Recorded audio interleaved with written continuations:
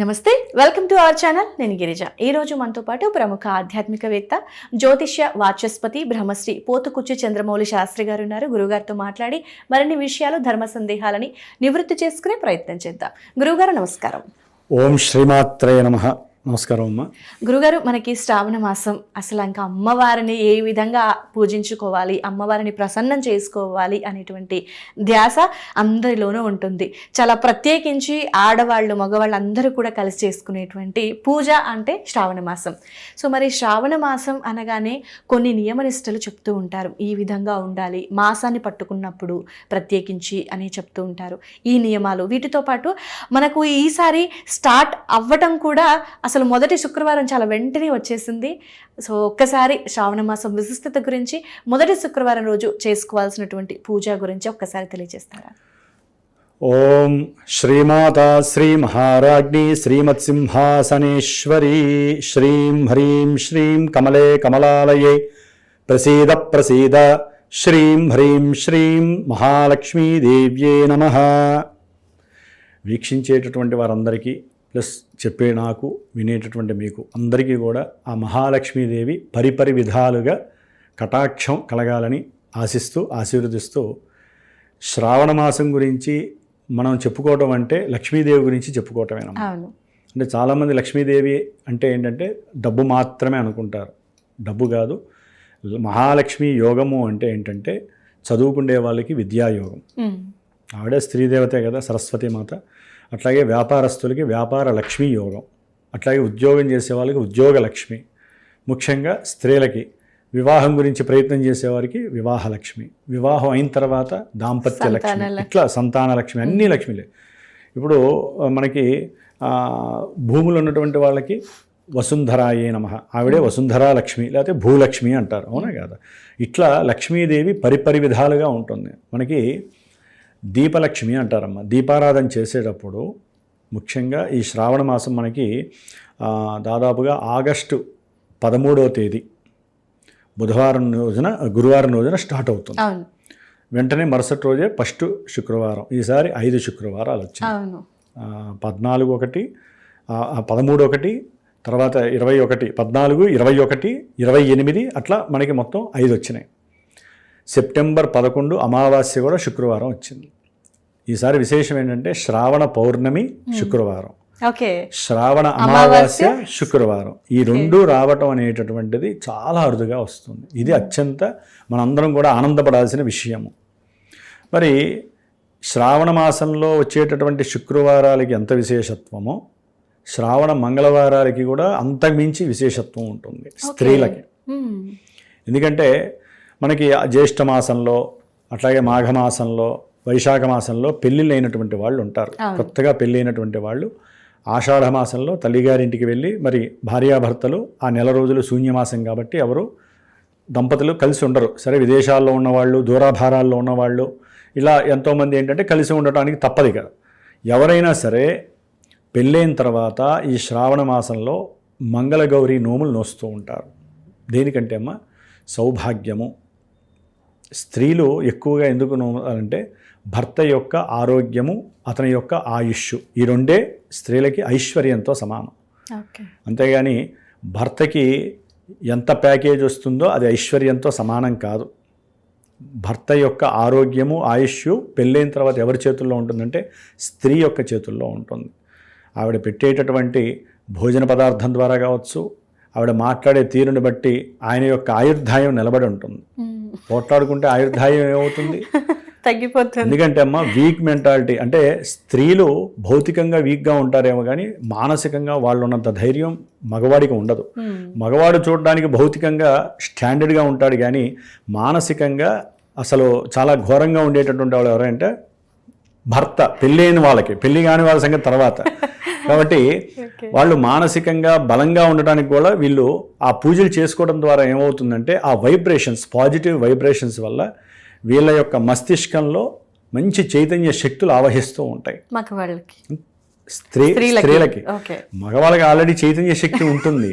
స్త్రీలకి చైతన్య శక్తి వస్తేనే ఇంట్లో భార్యాభర్తలు శాశ్వత కాలము స్థిరకాలము అన్యోన్యంగా ఉంటూ చక్కటి దాంపత్య జీవితాన్ని గడుపుతారు.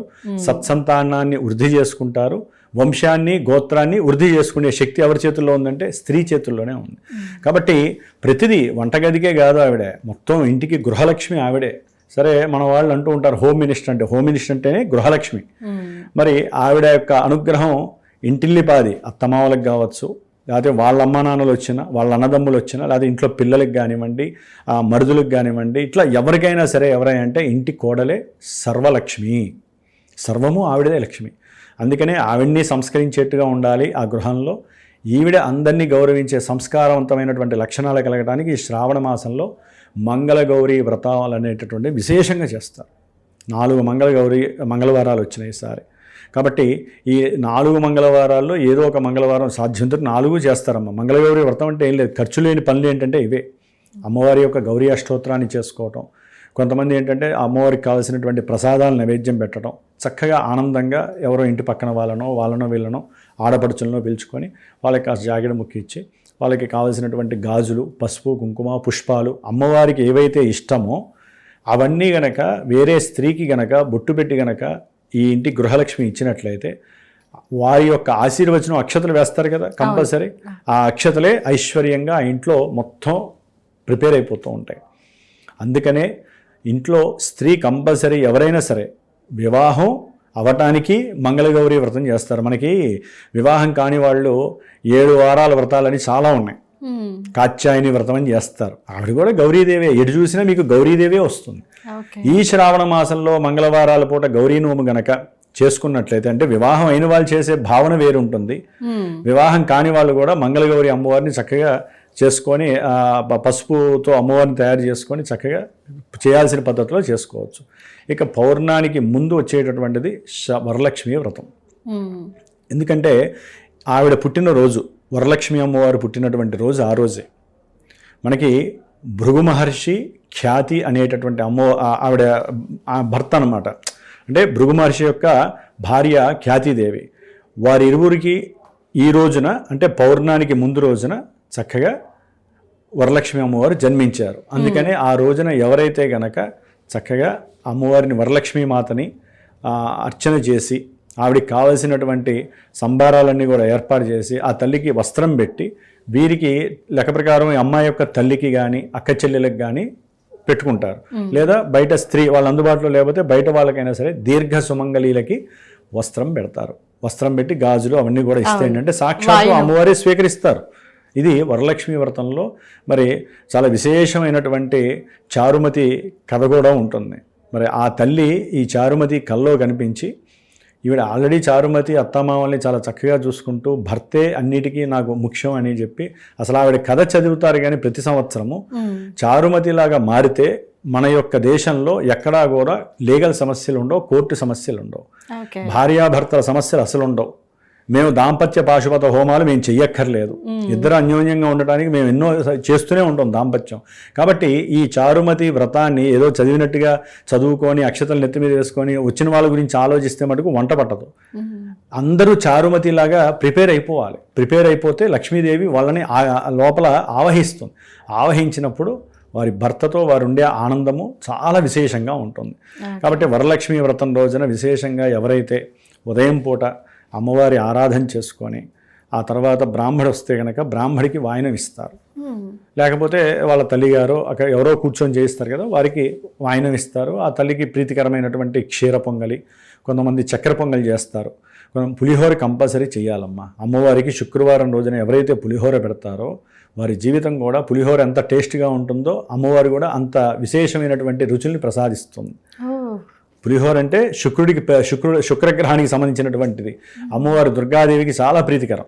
కాబట్టి పొంగలి అంటే చక్కెర పొంగలి, ఈ యొక్క చిత్రాన్నము అంటారు పులిహోర, ఈ 2 నైవేద్యం పెట్టి ఇక గారెలు బూరెలు ఇక అన్నీ చేసి అమ్మవారికి నైవేద్యం కంపల్సరీ 2 పెడతారు. అట్లాగే ఈ సాయంత్రం పూట కంపల్సరీ ఆవు నేతితో దీపారాధన. అసలు ఈ 4 రోజులు ఆవు నెయ్యే దీపారాధన చేయడం విశేషం. ఇక వాడుతుంటారు కదా గురుగారు? లేదమ్మా, లెక్క ప్రకారం నువ్వుల నూనె ఏంటంటే మానసిక దోషాలు ఇవన్నీ దోషాలు పోవడానికి వాడతారు. ఒకటి ఆర్థికంగా రోజు ఆవు నెయ్యి భరాయించాలంటే కష్టం అనే ఉద్దేశంతో దీన్ని నూనెలు వాడుకుంటాం. పెట్టారు దీని రేటు వేరు ఉంటుంది, దాని రేటు వేరు ఉంటుంది. ఇది ఒక నెలలో ఆవు నెయ్యి 3 కిలోలు అయితే ఇది 1 కిలో సరిపోతుంది. మరి తప్పదు కాబట్టి ముఖ్యమైనటువంటి ఇలాంటి మాసాల్లో సరే ఈ నెలల్లో చేయలేరండి, అట్లీస్ట్ శుక్రవారాలైనా సరే తప్పకుండా ఆవు నేతితో 5 ఒత్తులు వేయాలమ్మా. 5 ఒత్తులు 5 ఒత్తులు వేయాలి. 5 ఒత్తులు వేసి చక్కగా నైవేద్యం పెట్టాలి. ఎవరైతే కలశం పెడతారో మంగళవారాలు కావచ్చు, శుక్రవారాలు కావచ్చు, వాటిల్లో ఒక 16 పసుపు కొమ్ములు 16 పసుపు కొమ్ములు వేసి ఆ రోజల్లా దాంట్లోనే మళ్ళీ పుష్పం వేస్తారు, సుగంధ ద్రవ్యాల పొడి వేస్తారు, తమలపాకు, బిల్వదళాలు, అట్లాగే మల్లెపూలు, అక్షతలు, పసుపు కుంకుమ అన్నీ వేయాలమ్మా. ఒట్టి కలశంలో నీళ్లు పెట్టేవాళ్ళు చాలామంది ఉన్నారు. బియ్యం పెడతారు, బియ్యం పెట్టకూడదు. అది ఏంటంటే ఆచారపరంగా సత్యనావర్తనలో పెడతారు. ఇక్కడ ఆచారం, ప్రాంతీయ ఆచారం లెక్క ప్రకారం నీళ్ళకి పవర్ ఎక్కువ ఉంటుంది. అందుకని నీళ్ళల్లో పసుపు కొమ్ములు దొరుకుతాయి కదా, అవి వేసి పెడితే అవి చక్కగా రోజల్లా నానతాయి. నానిన తర్వాత వాటిల్ని భూమిలో అయినా పెడితే మంచి మొక్కలు వస్తాయి, పసుపు కొమ్ములు పెరుగుతాయి. కాబట్టి ఆ విధంగా చేయడం ద్వారా ఏంటంటే వీళ్ళకి లక్ష్మీదేవి వృద్ధి చెందుతుంది. ఒక మట్టి కుండ పెట్టేసుకోవాలి. ఈ శ్రావణ మాసంలో వాళ్ళు ఎప్పుడైనా సరే కలశం పెట్టారు, పూజలు చేసుకుంటున్నారు అనుకుంటే దాంట్లో ఓ 16 పసుపు కొమ్ములు అట్లీస్ట్ లేదా 3 అన్న వేయాలమ్మా. అవి రాత్రల్లా నిద్ర చేస్తాయి కదా. పసుపు అంటే ఎవరు? గురుడు, కాబట్టి లక్ష్మీ ప్రదాయకుడు. ఆ విధంగా చేయటం ఉత్తమం. రాత్రిపూట లలితా సహస్రనామం, దేవీ ఖడ్గమాల, విశేషంగా కనకధార స్తోత్రము, ఈ 3 చదువుకోవాలి. ఈ 3 విశేషము. లక్ష్మీ అష్టోత్తరం అవి ఎట్లయినా వాళ్ళు చేసుకుంటూనే ఉంటారు.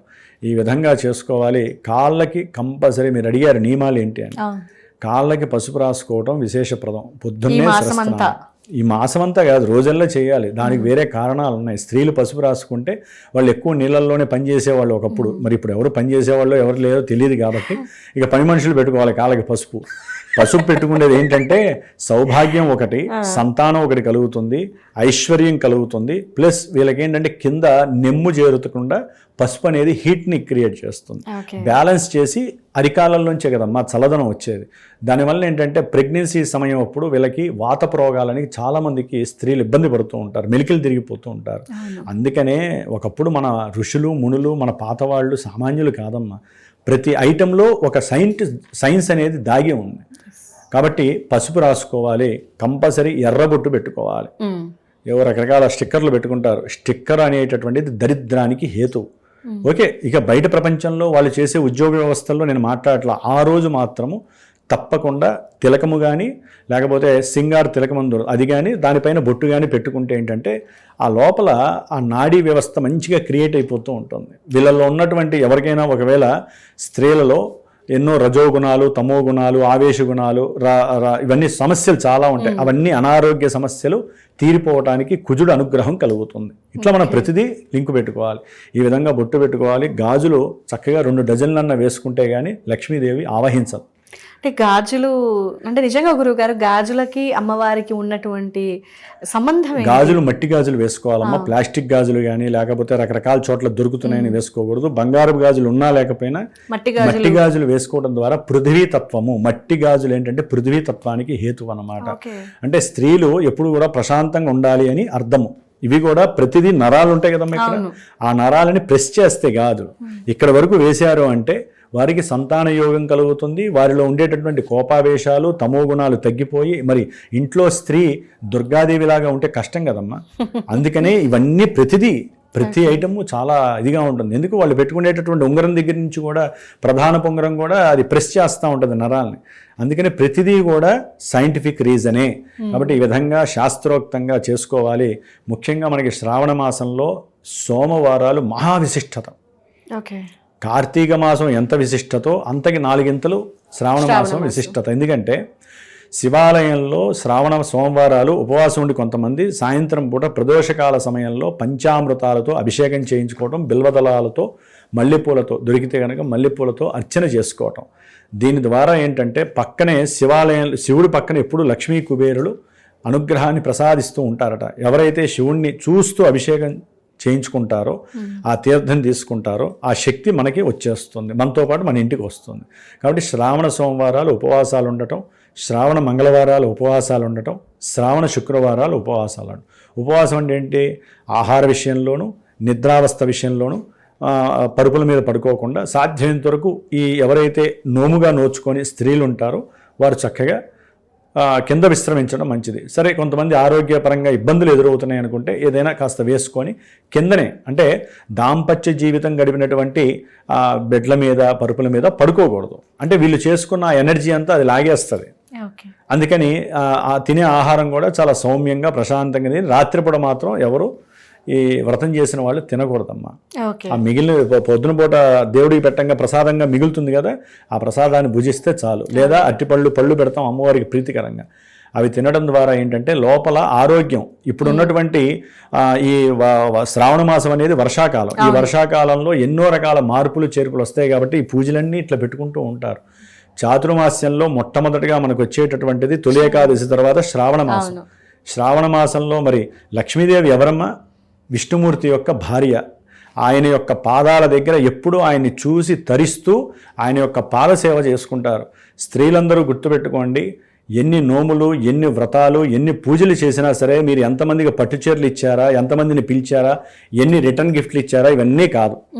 లేకపోతే కొంతమంది ఇప్పుడు వీడియోలు కూడా తీసుకొని పంపిస్తున్నారు. అసలు ఆర్భాటం చేయకండి, మనసుతో దేవుణ్ణి అర్చించండి. ముఖ్యంగా ఆ రోజున భర్త కాళ్ళకి ఎవరైతే నమస్కారం చేస్తారో వ్రతం రోజు వారికి సౌభాగ్యతత్వం పెరుగుతూనే ఉంటుంది. ఎటువంటి గొడవలు ఉన్నటువంటి వాళ్ళైనా సరే, భర్త కొంతమంది ఇళ్లల్లో పురుషులు కాస్త ఆగ్రహోపేతంగా ఉంటారు, రకరకాల ఆలోచనలతో ఉన్నవాళ్ళు ఉంటారు, దుర్వ్యసనాలు ఉన్న వాళ్ళు ఉంటారు, మాట వినని వాళ్ళు ఉంటారు. ఎప్పుడైతే ఒక స్త్రీ పూజ చేసిన తర్వాత భర్త కాళ్ళని తాకుతుందో ఆ భర్తకి ఎక్కడలేని ప్రేమంతో వచ్చేస్తుంది భార్య పైన. అదొక్కటి మిస్ అవుతున్నారు స్త్రీలు. ఆ రోజు లెక్క ప్రకారం అమ్మ, భర్తకి భోజనం స్త్రీయే పెట్టాలి, భార్య. భర్త కాళ్ళని తాకాలి. లక్ష్మీదేవి స్వరూపులు అనుకుంటారు కానీ ఎక్కడున్నారండి? అంతటి మహాకాళి కూడా శివుడంతటి వాళ్ళు వెళ్ళి, మహాకాళి మీరు దుర్గాష్టమి రోజున ఆయన పడుకుంటాడు, ఆవిడ ఆగ్రహోపేతంతో రాక్షసులను అడుగుతూ, ఆవిడ పాదం ఎప్పుడైతే ఆయన యొక్క హార్ట్ని అంటే గుండెని స్పృశించంగానే ఆవిడలో ఉన్నటువంటి తామసగుణం రజో మొత్తం తగ్గిపోయి వెంటనే ప్రశాంతంగా అయిపోతుంది ఆవిడ. మరి అందుకనే పురుషుని యొక్క అంటే భర్త యొక్క స్పర్శ స్త్రీల్లో ఎన్నో రకాలైనటువంటి శుభత్వాల్ని కలుగు చేస్తుంది. అందుకనే శ్రావణ మంగళ ఏ వ్రతం చేసుకున్నా సరే అసలు నిత్యము భర్త కాళ్ళు ఎవరైతే తాకుతారో సరే, వాళ్ళకి ఇక అమ్మవారిలాగా అందరూ పాదసేవ చేసుకోలేరు కాబట్టి అవన్నీ తర్వాత భర్తకి నమస్కారం చేసుకొని బొట్టు పెట్టుకొని భర్త చేత ఎవరైతే బొట్టు పెట్టించుకుంటారో వారి ఇక జీవితాంతం వారిని చూసి వేరే వాళ్ళు ఏడవాల్సిందే. వీళ్ళు ఏడవక్కర్ల, వీళ్ళిద్దరు. అంటే ఉన్నది చెప్తున్నానమ్మా, ఇదేమి పెద్ద విశేషమైంది కాదు, భార్యాభర్తల గురించే చెబుతున్నాను నేను. కాబట్టి ఈ విధంగా చేయటం, వీళ్ళు వెళ్ళి దేవాలయంలో పూజారులకి లేదా గురువు అందరికీ నమస్కారాలు చేస్తారు, భర్తకి మాత్రం చెయ్యట్లేదు. కాబట్టి అసలు తాకకూడదు వేరే ఒక స్త్రీ వేరే ఎవ్వరికి తాకకూడదమ్మా. ఒక తండ్రి కాళ్ళు, తర్వాత భర్త కాళ్ళు, వీళ్ళవే తాకాలి. గురువు గారు కానీ, అర్చకులు కానీ, పురోహితులు కానీ మాలాంటి వాళ్ళ పాదాలు తాకకూడదు, దూరం నుంచే నమస్కారం చేసుకోవాలి. ఎందుకంటే స్త్రీ యొక్క స్పర్శ ఓన్లీ పురుషుడికి మాత్రమే తగలాలి. ఇంకా ఏ పురుషుడు ఆయన బ్రహ్మత్వం కానివ్వండి, ఆయన గురుత్వం కానివ్వండి ఉండకూడదు. దయచేసి ఎవరు కూడా పరాయి పురుషుడి యొక్క పాదాలని కానీ శరీరాన్ని కానీ స్పర్శించకూడదు, ముఖ్యంగా పెళ్ళి అయినటువంటి స్త్రీ. ఓకే గురుగారు. అయితే గురుగారు, మనకి శ్రావణ మాసంలో శ్రావణ సోమవారాలు చాలా ఇంపార్టెంట్ అన్నారు, శ్రావణ మంగళవారాలు చాలా మంచివి అన్నారు, శ్రావణ శుక్రవారాలు, ఇక మిగిలింది ఆదివారము, బుధవారము, గురువారం, శనివారం.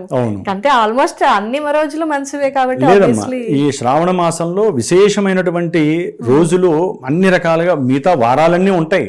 రోజు దీపారాయణ చేసే వాళ్ళు ఉంటారు. వీటిల్లో శ్రావణ పౌర్ణమి, దాన్ని మనం ఏమంటాం రాఖీ పౌర్ణమి. అంటే అన్న చెల్లెళ్ళు, అక్కా తమ్ముళ్ళు వీళ్ళ మధ్య భౌబంధుత్వము, రక్త సంబంధాన్ని వృద్ధి చేయడానికి ఎక్కడి నుంచో పద్ధతి వచ్చింది రాఖీ పౌర్ణమి అని చెప్పి. చెల్లెలకో అక్కకో వస్త్రాన్ని, ఇప్పుడు ఏంటంటే డబ్బులు రకరకాలు ఇస్తున్నారు కానీ వస్త్రాన్ని సమర్పించాలి. వస్త్రాన్ని ఇవ్వాలి, అన్నకేమో కాస్త స్వీట్ పెడతారు. దీనివల్ల ఏంటంటే వాళ్ళ మధ్య రక్త సంబంధం ఇంకా వృద్ధిలోకి వెళ్తూ ఉంటుంది. ఎక్కువగా కొట్టుకుండే వాళ్ళు ఇళ్లలో సమస్యలు ఎక్కడ వస్తాయంటే వీళ్ళ మధ్య వస్తాయి, రక్త సంబంధీకులు. అన్నకేమో అక్కంటే పడదు, చెల్లెలికేమో అన్నంటే పడదు. అసలు పిలుచుకోవడానికి కూడా చాలా మంది దూరమై బతుకుతున్న వాళ్ళు ఎంతమంది లేరు చెప్పండి. అవన్నీ పోవడానికే ఈ పండగ శ్రావణ పౌర్ణమి రోజున అమ్మవారు చూస్తూ ఉంటారు కాబట్టి ఆవిడ అనుగ్రహం వీక్షణ కలుగుతుంది. శ్రావణ పౌర్ణమి రోజున ఇంకో 2 విశేషాలు ఉన్నాయి. గాయత్రి జయంతి, గాయత్రి మాత యొక్క విశేషమైనటువంటి పుట్టినరోజు. గాయత్రి మంత్రం లేకుండా ఏ బ్రాహ్మడు కూడా అసలు ఏది కూడా నడవదు. గాయత్రి మంత్రం అంత విశిష్టమైనటువంటిది. దేవతా స్వరూపాలన్నీ అందులోనే. వేదాలు 4 గాయత్రి మంత్రానికే మనకి లెక్కలోకి వస్తాయి. అక్కడి నుంచి నగాయత్రియా నమంత్ర అంటే గాయత్రి మించిన మంత్రం ఇంకేది లేదు వేదంలో కానీ శాస్త్రంలో కానీ ఎక్కడా లేదు. కాబట్టి ఆ తల్లికి సంబంధించినటువంటి పుట్టినరోజు శ్రావణ పౌర్ణమి. ఇంకొకటి మనకి హయగ్రీవ జయంతి. అదే రోజు ప్రతి శ్రావణ పౌర్ణానికి హయగ్రీవ జయంతి. అందుకనే పౌర్ణమి శ్రావణ పౌర్ణానికి అంత విశిష్టత. హయగ్రీవుడు అంటే మనకి విష్ణుమూర్తి యొక్క అంశే. ఎవరికైతే జ్ఞానం వృద్ధి చెందాలన్నా మంచి వాక్కు, కొంతమంది పిల్లలకి వాక్కు రాదు, వారికి గనక హయగ్రీవుడి యొక్క ఫోటో కానీ లేకపోతే దేవాలయానికి తీసుకెళ్లి ప్రదక్షిణాలు చేసి ఇంట్లో ఆయన ముందు దీపారాధన పెట్టించి వాక్కు రాని వాళ్ళు, జ్ఞానం ఎంత చదివినా గుర్తులేక లేకపోతే జ్ఞానంలో వృద్ధి చెందలేక ఉంటారు చూసారా, వాళ్ళందరూ కూడా ఆయన యొక్క మంత్రం ఉంటుంది. జ్ఞానానందమయం దేవం నిర్మల స్ఫటికాకృతిం ఆధారం సర్వ విద్యానాం శ్రీ హయగ్రీవముపాస్మహే. హయగ్రీవుడికి ఈ మంత్రాన్ని 108 సార్లు పఠించారనుకోండి, జ్ఞానం అంతరిక్షంలోంచి వాళ్ళకి లోపలికి వెళ్తూనే ఉంటుంది, అంత ఫ్రీక్వెన్సీని లాక్కుంటుంది ఆ మంత్రం. కాబట్టి ఈ విధంగా చేసుకుంటూ ఆ వరలక్ష్మి శ్రావణ మాసంలో పౌర్ణమి రోజున ఈసారి ఏంటంటే ప్రపంచంలో మనకి లేదు కానీ వేరే చోట గ్రహణం కూడా ఏర్పడుతుంది, వేరే చోట వచ్చింది. కానీ ఆ యొక్క ఏదైనా మన భూమి దానికే అంటుకొని ఉంటుంది. కాబట్టి ఈ పూజలు చేసుకోవటం ద్వారా అత్యంత విశేషమైనటువంటి యోగాలు. ఎక్కడైనా ఇప్పుడు చండీ హోమాలు జరుగుతున్నాయి అనుకోండి, వీళ్ళుంటే ఒక నెయ్యి ఇవ్వండి, లేకపోతే మీ గోత్రనామాలు చెప్పి ఇవ్వండి. అంటే నా యొక్క పీఠంలో నేను చేస్తూ ఉంటాను కాబట్టి చెప్పాల్సిన అవసరం ఉంటుందమ్మా, దాని యొక్క విశిష్టత గొప్పది. కాబట్టి శ్రావణ పౌర్ణమి చాలా విశేషత్వము. అట్లాగే శ్రావణ మాసంలో వచ్చేటటువంటి మాస శివరాత్రి చివరిలో విశేషత్వం. ఇక శ్రావణ అమావాస్య గురించి మధ్యలో ఇంకో వీడియో తీద్దాం మనం, అది చాలా విశేషత్వంతో కూడుకున్నది. ఎందుకంటే ఈసారి శ్రావణ అమావాస్య కూడా చాలా ఆ విశేషాలు ఏ విధంగా ఉంటాయో నెక్స్ట్ వీడియోలో మనం చెప్పుకుందాం. కాబట్టి ఈ విధంగా శ్రావణ మాసంలో ఎవరైతే, కొంతమందికి డౌట్ వస్తుందమ్మా, వరలక్ష్మి వ్రతం ఎప్పుడు చేయాలి, మరి అదే రోజు శుక్రవారం వచ్చింది, పౌర్ణమి కూడా వచ్చింది కదా, అదే రోజు చేయొచ్చు అంటే చేసుకోండి. ముందు వారం ఎందుకు చేయమంటారంటే చంద్రుడి యొక్క కళలు వృద్ధి చెందేటప్పుడు అమ్మవారిని ఆరాధించడం ద్వారా, అది కాక కింద చెప్పా కదా భృగు మహర్షికిను ఖ్యాతిదేవికి కలిగినటువంటి అమ్మవారు వరలక్ష్మి మాత ఆ రోజే జన్మించారని, కాబట్టి ఆ రోజున పెట్టారు. విశేషత్వము. కుదరలేదనుకోండి, కొంతమంది ఊర్లు వెళ్ళాలి, లేకపోతే ఆడవాళ్ళకి కొన్ని ఇబ్బందులు వస్తాయి. మొదటి వారం చేసుకోండి, ప్లాన్ చేసుకోండి, లేకపోతే 3వ వారం చేసుకోండి, లేకపోతే 4వ వారం చేసుకోండి, శ్రావణ అమావాస్య శుక్రవారం 5వ వారం చేసుకోండి. పోయేది ఏముందమ్మా, అమ్మవారికి పూజ చేసుకుంటే అమావాస్య రోజు కూడా బ్రహ్మాండంగా చేసుకోవచ్చమ్మా. శ్రావణ శుక్రవారం వచ్చిందా లేదా, అమావాస్య అవన్నీ తర్వాత పక్కన పెట్టండి. చంద్రుడు అమావాస్య కూడా ఆయన తిదే, కాబట్టి ఆయన కనపడ్డు వేరే చోట ఉంటాడు, అమెరికాలో ఉంటాడు, ఇక్కడ పౌర్ణమి. నేను అనేది ఏంటంటే ఏ వారం చేసామన్నది కాదు, ఏ రకంగా మనం అమ్మవారిని ఆరాధించమనేది ముఖ్యము. ఇక్కడ ఏం తిన్నాము ఏం తినలేదని కాదమ్మా, వచ్చిన నలుగురిని గౌరవించడం ప్రధానం. అంతేగాని పని మనిషిని చేదరించుకోవటం, ఎవరన్నా వచ్చి అడిగితే వాళ్ళని చేదరించుకోవటం, చేదరింపులు ఉండకూడదు. మీరు అడిగిన నియమాల్లో చేదరింపు ఉండకూడదు. ముఖ్యంగా స్త్రీలు కోపము ఎవరైతే నోములు నోచుకుంటారో వాళ్ళెవ్వరూ కూడా కోపాన్ని ఆవేశాన్ని బయటికి ప్రదర్శించకూడదు. మౌనంతో ప్రశాంతంగా నవ్వుతూనే ఉండాలి. ఇప్పుడు అతిథుల్ని గౌరవించటం, పిలిచి అవమానించకుండా ఉంటే చాలు. పిలవకపోయినా పర్వాలా, అప్పటికి పిలిచి అతిథుల్ని గౌరవించండి. మీరు బయట దాన ధర్మాలు చేయకపోయినా పర్వాలా, మీ ఇంట్లో ఉన్న వాళ్ళని చక్కగా హ్యాపీగా ఉంచడానికి ప్రయత్నం చేయండి. ఇవన్నీ చేయటం ద్వారా శ్రావణ వరలక్ష్మి అమ్మవారు కావచ్చు, శ్రావణ మహాలక్ష్మి అమ్మవారు కావచ్చు, మీ ఇంట్లోనే తిరుగుతూ ఉంటుంది.